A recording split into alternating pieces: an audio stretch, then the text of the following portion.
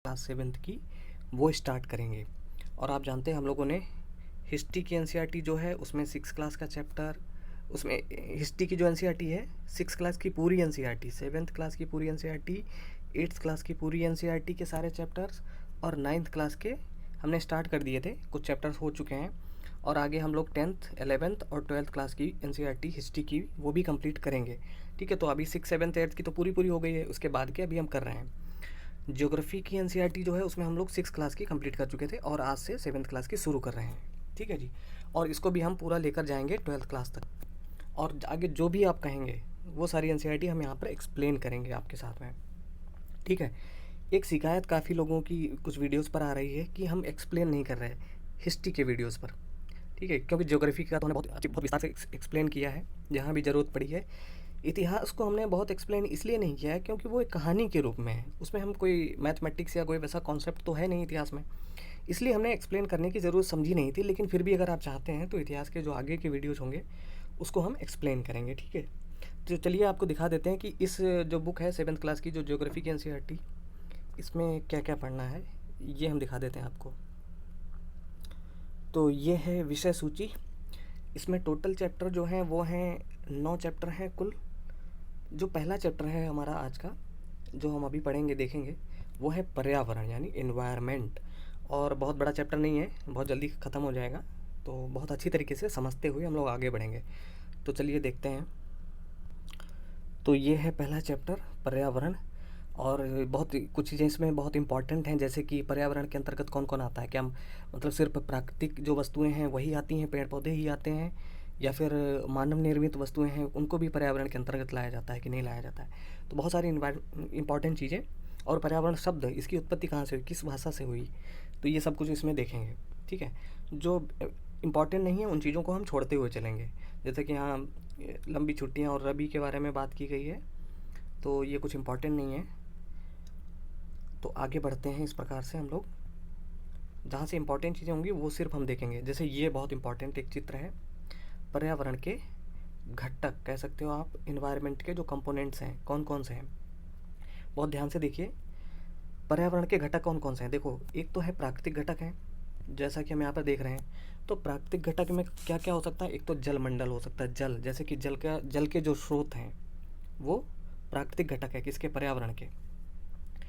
और वायुमंडल और और स्थल मंडल और जैव मंडल, तो ये सब क्या है पर्यावरण के।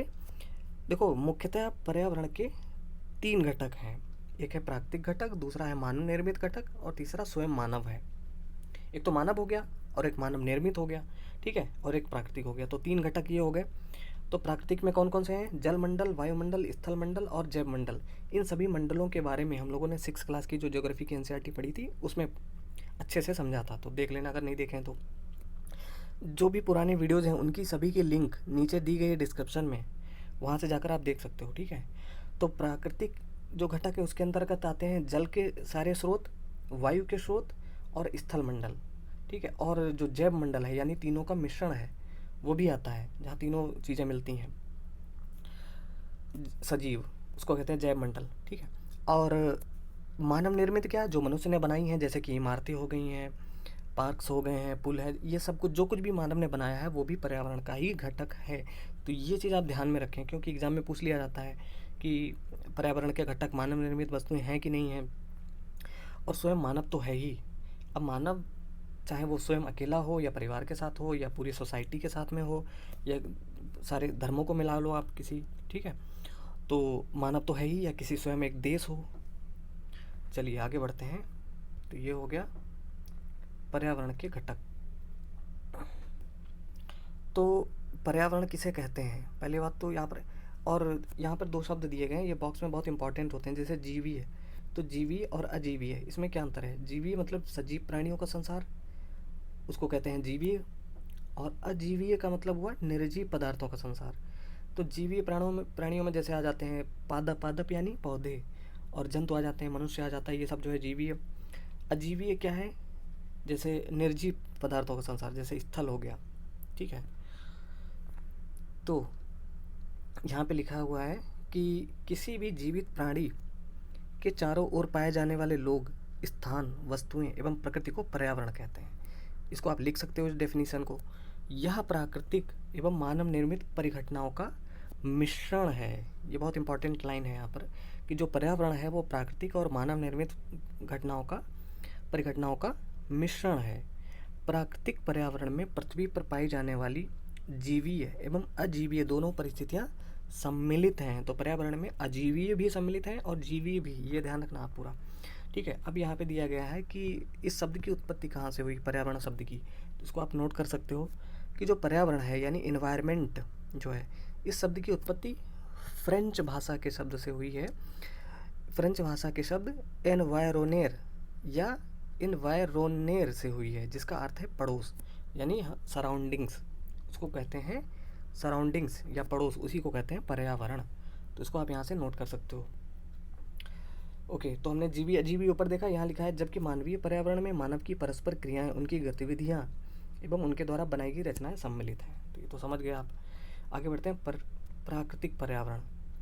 अब देखो प्राकृतिक पर्यावरण कैसा होता है। अभी हमने 3 घटक देखे प्रकृति के, एक तो प्राकृतिक, एक मानव निर्मित और एक स्वयं मानव। तो प्राकृतिक के बारे में पहले देखते हैं।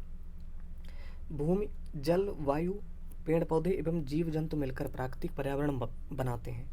स्थल मंडल, जल मंडल, वायुमंडल एवं जैव मंडल से आप पहले ही परिचित होंगे, पहले ही हम लोगों 6 क्लास के एनसीईआरटी में पढ़ा था।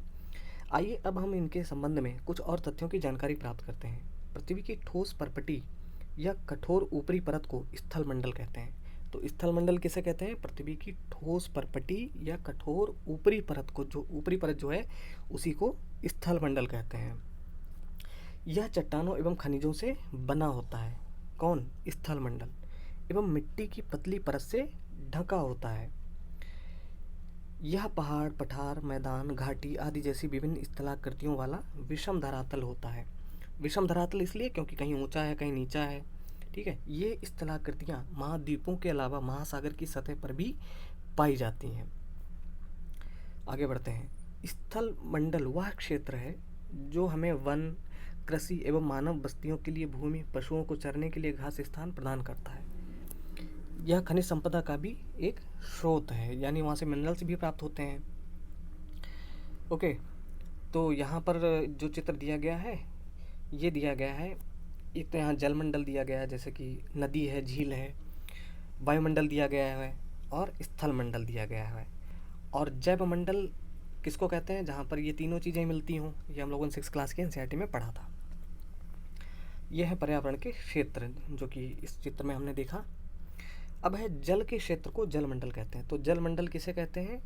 बहुत आसान भाषा में यहाँ पे परिभाषा दी गई है। जलमंडल, जल के क्षेत्र को जलमंडल कहते हैं। देखिए, एक बात बतानी बहुत इंपॉर्टेंट है कि जब आप किसी एग्ज़ाम की तैयारी करते हो, जैसे यूपीएससी हो गया, स्टेट पीएससी हो गया, सीटेट हो गया, बहुत सारे एग्जाम्स होते हैं, एसएससी वगैरह, जहाँ कहीं भी एनसीईआरटी से क्वेश्चन पूछे जाते हैं, तो शब्दों के मतलब स्पष्ट रूप से आपको पता होने चाहिए और उनकी डेफिनेशन दूसरी किसी भी किताब में आपको नहीं मिलेगी इतनी अच्छी तरीके से जितनी कि एनसीईआरटी में मिल जाती है। जैसे यहाँ पे लिखा है जल के क्षेत्र को जलमंडल कहते हैं। यह जल के विभिन्न स्रोतों जैसे नदी, झील, समुद्र, महासागर आदि जैसे विभिन्न जलाशयों से मिलकर बनता है। क्या बनता है? जलमंडल। यह सभी प्राणियों के लिए आवश्यक है। पृथ्वी के चारों ओर फैली वायु की पतली परत को वायुमंडल कहते हैं। ये भी आप नोट कर सकते हो कि पृथ्वी के चारों ओर फैली वायु की पतली परत को वायुमंडल कहते हैं। पृथ्वी का गुरुत्वाकर्षण बल अपने चारों ओर के वायुमंडल को थामे रखता है। ये बहुत इंपॉर्टेंट लाइन है क्योंकि जो वहाँ पे क्वेश्चन पूछे जाते हैं तो कि क्या गुरुत्वाकर्षण बल का प्रभाव पड़ता है हमारे वायुमंडल में कि नहीं, तो पड़ता है बिल्कुल। गुरुत्वाकर्षण बल है पृथ्वी का, इसीलिए वायुमंडल रुका हुआ है हमारे पृथ्वी के चारों ओर। ठीक है, खींच रहा है अपने गुरुत्वाकर्षण जो बल है पृथ्वी का, वो वायुमंडल को अपने चारों ओर खींचे हुए, थामे हुए है। यह सूर्य की झुलसाने वाली गर्मी एवं हानिकारक किरणों से हमारी रक्षा करता है। कौन? वायुमंडल। इसमें कई प्रकार की गैस, धूलकण एवं जलवाष्प उपस्थित रहते हैं। किसमें? वायुमंडल में। वायुमंडल में परिवर्तन होने से मौसम एवं जलवायु में परिवर्तन होता है। तो इसका मतलब है कि अगर वायुमंडल में परिवर्तन हो रहा है तो मौसम में तो परिवर्तन होगा ही और जलवायु में भी परिवर्तन होता है। अब बात करते हैं जैवमंडल की। तो जैवमंडल किसे कहते हैं? पादप यानी पौधे एवं जीव जंतु मिलकर जैवमंडल या सजीव संसार का निर्माण करते हैं। यह पृथ्वी का वह संकीर्ण क्षेत्र है, संकीर्ण यानी बहुत संकरा क्षेत्र, जहाँ स्थल, जल एवं वायु मिलकर जीवन को संभव बनाते हैं। जैसा कि मैंने आपको ऊपर बताया था कि जैवमंडल जहाँ पर तीनों चीज़ें मिलती हों। ओके, स्थलमंडल, जलमंडल और वायुमंडल तीनों ही मिलती हों उसको कहते हैं जयमंडल। तो यहाँ लिखा हुआ है पादप एवं जीव जंतु मिलकर जयमंडल या सजीव संसार का निर्माण करते हैं। यह पृथ्वी का वह संकीर्ण क्षेत्र है जहाँ स्थल, जल एवं वायु मिलकर जीवन को संभव बनाते हैं, मतलब वहीं पर जीवन संभव है। अब यहाँ एक शब्द दिया गया है पारितंत्र, इसको भी नोट कर लेना आप अगर नोट्स बनाना चाह रहे हैं साथ ही साथ तो वीडियो पॉज करिए और नोट करते रहिए हमारे साथ में ही। मैं बताता रहूँगा कि क्या क्या नोट करना है। तो पारितंत्र किसे कहते हैं? वह तंत्र जिसमें समस्त जीवधारी आपस में एक दूसरे के साथ तथा पर्यावरण के उन भौतिक एवं रासायनिक कारकों के साथ परस्पर क्रिया करते हैं जिसमें वे निवास करते हैं। ये सब ऊर्जा और पदार्थ के स्थानांतरण द्वारा संबद्ध हैं, यानी जुड़े हुए हैं, उसी को कहते हैं पारितंत्र, यानी उस तंत्र को हम कहते हैं पारितंत्र। ठीक है, अब पारितंत्र क्या है यहाँ पर थोड़ा और दिया गया है कि उसको समझाया गया एग्जाम्पल के तौर पर कि रवि की कक्षा के एक एनसीसी कैंप में जेसी ने आश्चर्य से कहा कितनी मूसलाधार वर्षा हो रही है, इससे मुझे अपना केरल याद आ गया। तुम सबको आकर देखना चाहिए कि कैसे हरे भरे खेतों एवं नारियल के बागानों में लगातार बारिश होती रहती है। तभी जैसलमेर के रहने वाले हीरा ने आश्चर्य से कहा हमारे यहाँ वर्षा होती ही नहीं है, हमें तो दूर दूर तक केवल कीकर और रेत ही नज़र आती है, लेकिन वहाँ ऊँट भी तो मिलते हैं। रवि ने कहा। तो अलग अलग जो है यहाँ पर मौसम की जलवायु की बात की कही गई है। तो आगे देखते हैं, ये एक ताल का पारितंत्र यहाँ पे उसका चित्र दिया गया है। तो हीरा ने कहा ऊँट तो मिलेंगे ही, जब ये सब बताया गया है यहाँ पे कि रेगिस्तान है तो वहाँ ऊँट पाए जाएंगे। तो यहाँ समझाया गया कि सभी पेड़ पौधे, जीव जंतु एवं मानव अपने आसपास के पर्यावरण पर आश्रित होते हैं, यानी जैसा वहाँ का वातावरण होगा, जैसा वहाँ पे पर्यावरण होगा वैसे जीव जंतु भी होंगे। तो जैसे रेगिस्तान में ऊँट पाए जाते हैं, सब जगह थोड़ी पाए जाते हैं, प्रायः वे एक दूसरे पर भी आश्रित हैं। जीवधारियों का आपसी एवं आसपास के पर्यावरण के बीच का संबंध ही पारितंत्र का निर्माण करता है। अधिक वर्षा वाले वन, घास स्थल, रेगिस्तान, पर्वत, झील, नदी, महासागर एवं छोटे से ताल का भी एक पारितंत्र हो सकता है। ठीक है, तो इसका मतलब ऐसा नहीं कि सिर्फ समुद्र का ही पारितंत्र है। समुद्र हालांकि बहुत बड़ा, सबसे बड़ा पृथ्वी पर जो पारितंत्र है वो है महासागर, लेकिन छोटे छोटे पारितंत्र भी होते हैं, जैसे कि सबका अपना होता है, रेगिस्तान का अपना है, पर्वत का भी है, झील, नदी, ठीक है, यहाँ तक कि एक छोटे ताल का भी अपना एक पारितंत्र हो सकता है। ओके, अब यहाँ पे लिखा हुआ है एक बहुत इंपॉर्टेंट जो है फैक्ट कि प्रत्येक वर्ष 5 जून को विश्व पर्यावरण दिवस मनाया जाता है। कई बार बहुत सारे एग्जाम्स में पूछा जा चुका है कि विश्व पर्यावरण दिवस कब मनाया जाता है। तो अगर आपको पता है तो इसको नोट करने की आवश्यकता नहीं है, नहीं पता है तो नोट कर लीजिए। ठीक है, और यही नोट्स बनाने का जो सबसे पहला सिद्धांत, पहला नियम है कि क्या आप नोट्स बनाएं। बहुत सारे लोग कह रहे हैं कि सर नोट्स अपलोड कर दीजिए। देखिए, मैं कैसे नोट्स बना के अपलोड कर सकता हूँ। अब मान लो ये चीज़ है, अब मैं अगर नोट्स बनाऊँगा तो वो बहुत लेंदी नोट्स बनेंगे। क्यों? क्योंकि मुझे बहुत सारी चीज़ें पता हैं, तो उनको मैं नोट नहीं करूँगा उसमें। अगर मान लो अब जैसे ये है, यही इसी को एग्जांपल समझ लो आप कि ये अगर किसी को नहीं पता है कि 5 जून को विश्व पर्यावरण दिवस मनाया जाता है, तो उसको नोट कर लेना चाहिए अपने नोट्स में। जिनको पता है, हमेशा ये याद रहता है कि 5 जून को विश्व पर्यावरण दिवस मनाया जाता है, तो उनको नोट करने की कोई ज़रूरत नहीं है। ठीक है, इसीलिए कहते हैं कि नोट्स आप खुद से बनाइए, हम ये चाहते हैं। लेकिन फिर भी आप कहेंगे तो हम नोट्स बनाकर कभी अपलोड कर देंगे। और ठीक है, फिलहाल तो अभी आप ऐसे ही देख लीजिए, समझ लीजिए। तो और यहाँ पे अगली शब्दावली जो दी गई है यहाँ पर, वो है वस्तु विनिमय पद्धति। तो वस्तु विनिमय का मतलब होता है वस्तुओं का आदान प्रदान करने वाली पद्धति। यह वस्तुओं की अदला बदली का व्यापार है जिसे धन का प्रयोग नहीं होता जिसमें। ठीक है, तो वस्तु विनिमय प्रणाली। अच्छा, अभी क्या है, अभी तो मुद्रा प्रणाली चल रही है दुनिया भर में। जैसे कि आप सब्जी लेने जाते हैं तो क्या करते हैं, दुकान वाले को आप पैसे दे देते हैं और वो आपको उसके बदले में सब्जियां दे देता है। लेकिन प्राचीन काल बहुत पहले क्या होता था, जब रुपए का आविष्कार, मुद्रा का आविष्कार नहीं हुआ था, तो वस्तु विनिमय प्रणाली होती थी कि आपने उसको 1 किलो आलू दे दिए, एक टोकरी भर के आलू दे दिए, उसने आपको 1 टोकरी भर के टमाटर वापस में दे दिए, जो कुछ भी चाहिए आपको। तो एक वस्तु के बदले दूसरी वस्तु हम किसी से ले लिया करते थे, उसका आदान प्रदान कर लिया करते थे। उसी पद्धति को, उसी प्रणाली को कहा जाता है वस्तु विनिमय प्रणाली। ठीक है, लेकिन इसमें बहुत सारी समस्याएं उत्पन्न हो गई कि मान लो किसी को और कुछ चाहिए, अब वो कहीं मिल ही नहीं रहा है वो तो इसलिए मुद्रा का आविष्कार किया गया कि सब लोग जो है अपनी वस्तुएं बेच करके मुद्रा का अर्जन कर लें और उससे जो चीज़ें आपको ज़रूरत हो वो आप खरीद सकें। ठीक है, तो ये सब बताना कुछ लोगों के लिए ज़रूरी था, इसलिए। अगला है मानवीय पर्यावरण। तो हमने ऊपर देखा प्राकृतिक पर्यावरण, अब है मानवीय पर्यावरण। ज़रा देख लेते हैं। मानव अपने पर्यावरण के साथ पारस्परिक क्रिया करता है और उसमें अपनी आवश्यकता के अनुसार परिवर्तन करता है। प्रारंभिक मानव ने स्वयं को प्रकृति के अनुरूप बना लिया था। प्रारंभिक यानी बहुत पहले का, जो शुरुआत का मानव था, जो जंगलों में रहता था, उसका जीवन सरल था एवं आसपास की प्रकृति से उसकी आवश्यकताएं पूरी हो जाती थी। समय के साथ कई प्रकार की आवश्यकताएं बढ़ी। मानव ने पर्यावरण के उपयोग और उसमें परिवर्तन के कई तरीके सीख लिए। उसने फसल उगाना, पशु पालना और स्थायी जीवन जीना सीख लिया। तो ये सब हम लोगों ने इतिहास की एनसीईआरटी पढ़ी थी 6th क्लास की, उसमें बहुत बढ़िया, बहुत इंटरेस्टिंग तरीके से हमने जाना था। आगे देखते हैं, पहिए का आविष्कार हुआ। पहिए का आविष्कार हुआ, आवश्यकता से अधिक अन्न उपजाया गया, वस्तु विनिमय पद्धति का विकास हुआ। ठीक है, ये शुरुआती दौर में व्यापार आरंभ हुआ एवं वाणिज्य का विकास हुआ। औद्योगिक क्रांति से बड़े पैमाने पर उत्पादन प्रारंभ हो गया। परिवहन तेज गति से प्रारंभ हुआ। सूचना क्रांति से पूरे विश्व में संचार सहज और द्रुत हो गया, यानी द्रुत यानी तीव्र हो गया। क्या आप जानते हैं कि आप गर्मी में रसीला तरबूज एवं सर्दी में भुनी हुई मूंगफली खाना क्यों पसंद करते हैं? प्राकृतिक पर्यावरण के बीच सही संतुलन होना आवश्यक है। मानव को पर्यावरण के साथ समरसता से रहने एवं उसका उपयोग सीखना चाहिए। ओके, तो यहाँ तक ही देखा। कोई इंपॉर्टेंट चीज़ तो नहीं है यहाँ पर? नहीं, आगे बढ़ते हैं। तो जो चीज़ इंपॉर्टेंट नहीं होगी दोस्तों, बस इतना ही था इस चैप्टर में। बहुत छोटा सा चैप्टर था।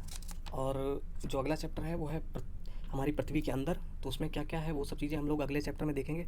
जैसे कि कुछ इंपॉर्टेंट सेलें हैं, जैसे अवसादी सेल हो गई हैं, और मैग्मा कैसे क्या होता है, ये सब चीज़ें हम लोगों ने अगले चैप्टर में हम लोग देखेंगे, दूसरे अध्याय में। ठीक है दोस्तों, तो ये सारे प्रश्न हैं, इनके उत्तर तो आप समझ ही गए होंगे। जैसे पारितंत्र क्या होता है हम लोगों ने देखा था, प्राकृतिक पर्यावरण क्या होता है देख ही लिया। हालांकि याद नहीं हुआ होगा आपको, लेकिन समझ में तो आ गया होगा। अगर आप 2-3 बार पढ़ेंगे उसको तो बिल्कुल क्लियर हो जाएगा। पर्यावरण के प्रमुख घटक कौन कौन से हैं? 3 घटक हमने देखे, प्राकृतिक घटक होते हैं। और प्राकृतिक के अंतर्गत भी कौन से? जयमंडल, स्थलमंडल, वायुमंडल और जलमंडल। ठीक है। मानव निर्मित में सारी मानव की निर्मित वस्तुएं, आप एग्जाम्पल के तौर पे कुछ भी बता सकते हैं। उसके अलावा स्वयं मानव हो सकता है, मानव समुदाय हो सकता है, परिवार हो सकता है, देश हो सकता है। ये सब हमने देखा था। अब मानव निर्मित पर्यावरण के 4 उदाहरण दीजिए। तो मानव निर्मित पर्यावरण के आप 4 उदाहरण दे सकते हैं, जो कि हम लोगों ने वहाँ पे एग्जाम्पल के तौर पे देखे थे। स्थलमंडल क्या होता है? तो स्थलमंडल के बारे में हम लोगों ने देखा था कि जैसे जो स्थल से संबंधित जो मोटी परत है पृथ्वी की, वो स्थलमंडल है। अब उसमें उसको अलग अलग उसमें लिख सकते हो आप। अगला है जीवी पर्यावरण के 2 प्रमुख घटक क्या क्या हैं, ये भी लिख सकते हो। जैव मंडल क्या होता है? जहाँ पर तीनों का मिश्रण होता है। बहुत ध्यान से देखिए, जीव मंडल और जैव मंडल में अंतर है, यहाँ जैव मंडल कहा गया है। तो जैव मंडल क्या होता है? जहाँ पर तीनों ही मिलते हो, जल मंडल, स्थल मंडल और वायुमंडल। तो उसको क्या कहा जाएगा? जैव मंडल, जहाँ जीवन संभव है, जीवन को संभव बनाया गया। ये सब हम लोगों ने देखा था। अब इनमें से कौन सा प्राकृतिक पारितंत्र नहीं है? कौन सा प्राकृतिक पारितंत्र नहीं है? तो मरुस्थल है, ताल है, वन है। ठीक है। अगला पूछा गया, इनमें से कौन सा मानवीय पर्यावरण का घटक नहीं है? तो धर्म और समुदाय तो मानवीय पर्यावरण के घटक हैं, स्थल नहीं है, तो यही पूछा गया है। और इनमें से कौन सा मानव निर्मित पर्यावरण है? तो पहाड़ समुद्र तो प्राकृतिक हैं, सड़क जो है वो मानव निर्मित है। अगला है, इनमें से कौन सा पर्यावरण के लिए खतरा है? जनसंख्या वृद्धि जो है पर्यावरण के लिए खतरा है। और यहाँ पर जो होगा, जैसे पहला पूछा गया था, इनमें से कौन सा प्राकृतिक पारतंत्र नहीं है? तो मरुस्थल और वन तो प्राकृतिक होते हैं, ताल जो है वो मानव निर्मित भी हो सकता है, मानव उसको खोद कर भी बना सकता है, तो ताल हो सकता है इसमें। और अगला है, यहाँ पे मैच करने के लिए आप कर सकते हो, क्योंकि पढ़ चुके हैं आप अच्छे तरीके से।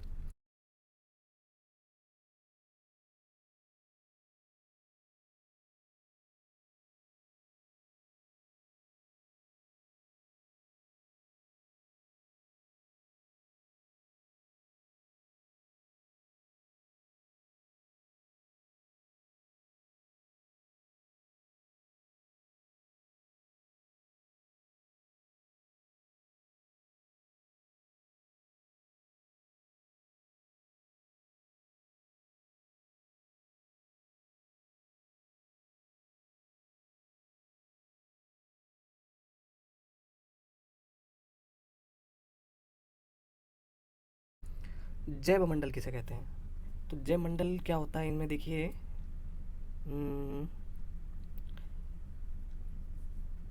और इनको तो आप मैच कर ही लेंगे। हालांकि अब जैसे यहाँ पे है वायुमंडल, तो वायु, पृथ्वी को घेरने वाली वायु की चादर, उसको वायुमंडल कहते हैं। जलीय क्षेत्र जो होता है उसको जलमंडल कहते हैं।